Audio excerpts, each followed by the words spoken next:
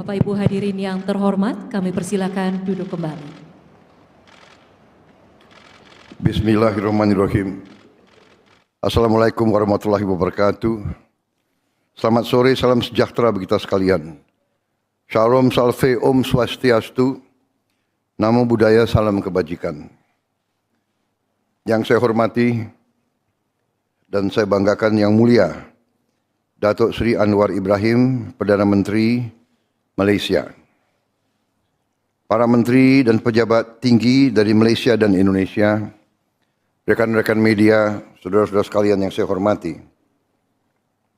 Pertama-tama, kepada seluruh umat Islam, saya ucapkan selamat merayakan Tahun Baru Islam, 1 Muharram 1447 Hijriah. Semoga Allah SWT, Tuhan Maha Besar, senantiasa memberkahi setiap langkah dan harapan kita. Saya hari ini sangat gembira dan berbahagia dapat menyambut Perdana Menteri Malaysia, Datuk Seri Anwar Ibrahim di Jakarta. Pak Anwar bukan saja sahabat saya, tapi sahabat seluruh rakyat Indonesia.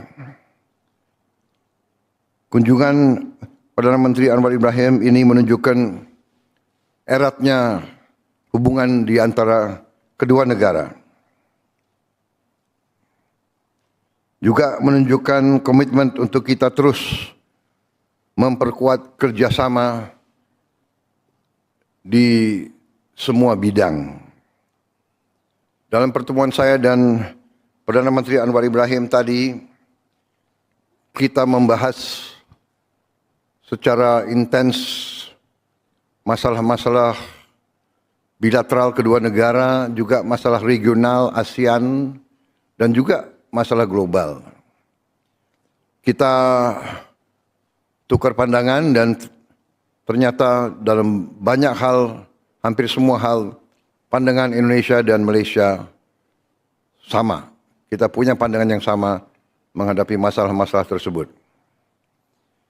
Di bidang bilateral, kita sepakat untuk mempercepat kerjasama di semua bidang, terutama bidang-bidang penting ekonomi, perdagangan, ilmu pengetahuan, pendidikan, kebudayaan. Juga hal-hal yang telah menjadi masalah bagi kedua negara ini, kita berkomitmen, berkehendak keras untuk menyelesaikan dalam waktu yang secepat-cepatnya. Masalah perbatasan, masalah-masalah yang menurut kami berdua adalah masalah-masalah yang harus kita selesaikan secepatnya demi kepentingan yang lebih besar, yaitu hubungan persahabatan dan juga hubungan kerjasama yang erat antara kedua negara yang memiliki banyak kesamaan. Bisa dikatakan kita memiliki sejarah yang sama, budaya yang sama, kemudian juga banyak di antara kita yang juga punya agama yang sama dan sebagainya. Saudara-saudara, sebagai contoh, kita sepakat hal-hal yang masalah perbatasan yang mungkin memerlukan waktu lagi untuk menyelesaikan secara teknis, tapi prinsipnya kita sepakat untuk mencari penyelesaian yang menguntungkan kedua pihak. Contoh, masalah Ambalat, kita sepakat bahwa sambil kita saling menyelesaikan masalah-masalah hukum, kita sudah ingin mulai dengan kerjasama ekonomi yang kita sebut joint development. Apapun yang kita ketemu di laut itu, kita akan bersama-sama mengeksploitasinya. Jadi kita sepakat bahwa kita ini harus bekerja untuk kepentingan bangsa dan rakyat kita masing-masing. Di tingkat global, kita membahas perkembangan konflik Iran-Israel, juga situasi terkini di Palestina. Kita tetap menganjurkan penyelesaian damai di semua pihak. Kita menyambut baik adanya gencatan senjata antara Israel dan Iran. Kita berharap ini bisa langgeng, bisa terus menuju penyelesaian yang damai.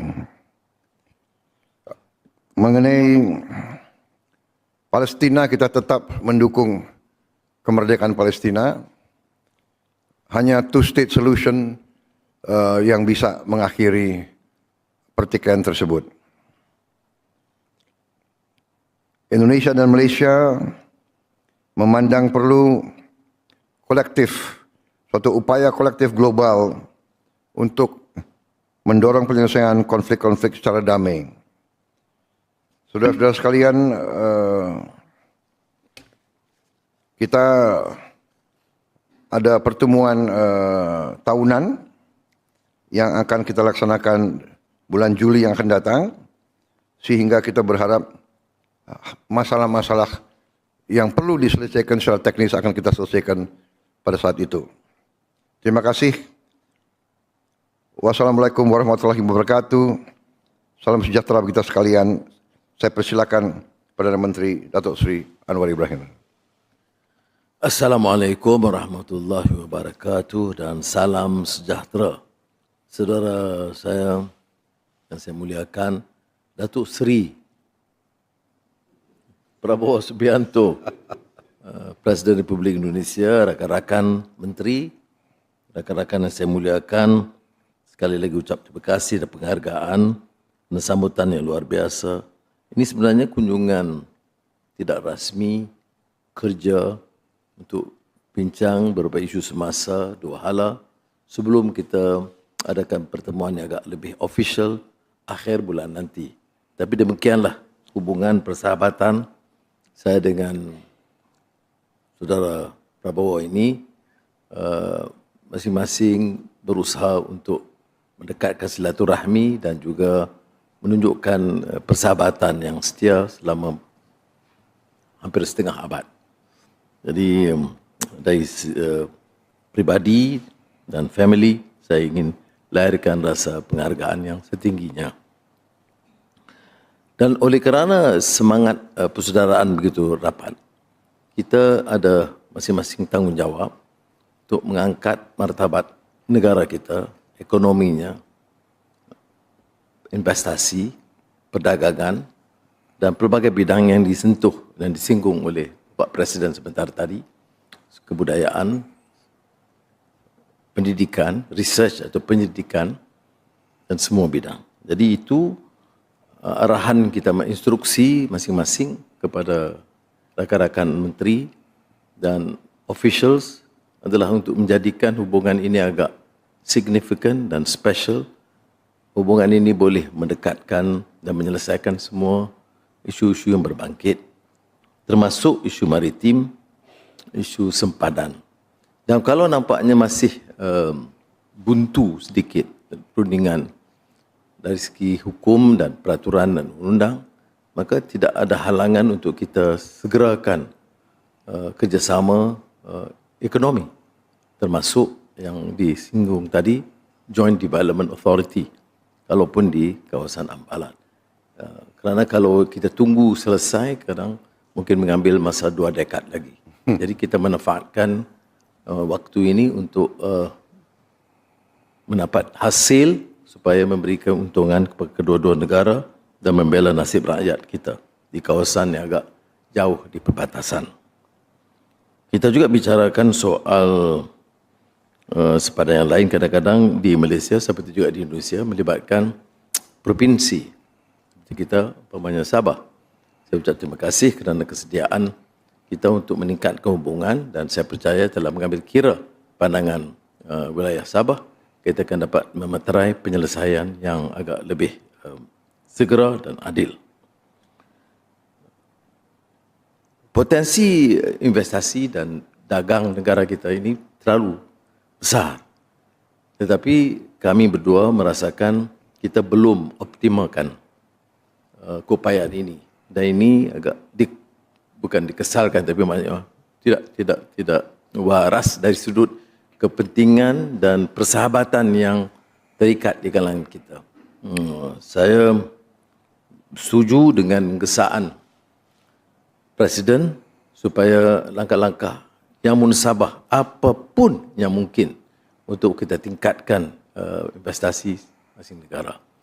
Dalam menghadapi umpamanya isu tarif dan isu kekangan hubungan antarabangsa, kekuatan kita adalah kekuatan domestik, kekuatan bilateral dan kekuatan ASEAN.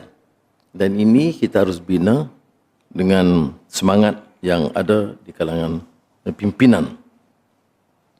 Ada juga perbincangan tentang isu-isu antarabangsa, dan seperti mana rahasia umum, saya sentiasa hubungan dengan Pak Presiden supaya pandangan kita, pendirian kita hampir sama dalam banyak isu-isu internasional. ASEAN semasa Indonesia mengetuai, kami berikan dukungan yang baik, dan sekarang bila sampai giliran Malaysia, Indonesia melalui Presiden, Menteri Luar dan Menteri-Menteri memberikan kerjasama yang luar biasa, yang menyebabkan kita berhasil mengadakan sidang ASEAN dengan negara Teluk, GCC dan China. Dan ini seperti mana juga rundingan tarif, walaupun ada kepentingan bilateral, tapi kita senantiasa ada hubungan supaya kita dapat mencapai maksima yang mungkin dalam menghadapi isu-isu ini. Yang lain seperti mana kita tahu, Myanmar, saya ucap terima kasih sekali lagi kerana tekad kita untuk menyelesaikan dengan baik itu didukung oleh Indonesia. Dan Indonesia punya pengalaman dan sejarah untuk mengurangkan tekanan konflik kelompok-kelompok di Myanmar, dan saya telah minta jasa baik Bapak Presiden untuk menggunakan apa juga keupayaan militer, intelligence, bukan militer serangan, untuk sampai ke sana, runding, dapat mengikat persefahaman di antara semua kelompok kumpulan di Myanmar. Kita juga singgung keprihatinan kita tentang isu sempadan Thailand dan Cambodia, dan kedua-dua kita merasakan kita harus cuba dekati kedua-dua negara untuk meredakan dan mengurangkan suhu kehangatan ketegangan di antara kedua negara. Isu Gaza, seperti kita tahu, kita mengecam keras kebiadaban Israel yang terus membantai dan menyebabkan genosid di Gaza, dan kita rasa selega buat sementara kerana ada ceasefire, gecatan senjata di antara Israel dan Iran. Malaysia umpamanya terlalu menyuarakan pandangan yang keras atas pencerobohan dan pelanggaran Israel ke atas Iran, dan mendukung hak Iran untuk membalas supaya maruah, integriti, dignity negara Iran tidak tercemar. Tapi yang penting seperti mana disinggung oleh Presiden, ada keinginan kita bersama untuk perdamaian tercapai, bukan saja di antara Iran dan Israel, tapi seluruh Timur Tengah, dengan jaminan hak rakyat Gaza dan Palestina sebagai satu negara yang bebas dan berdaulat. Terima kasih sekali lagi.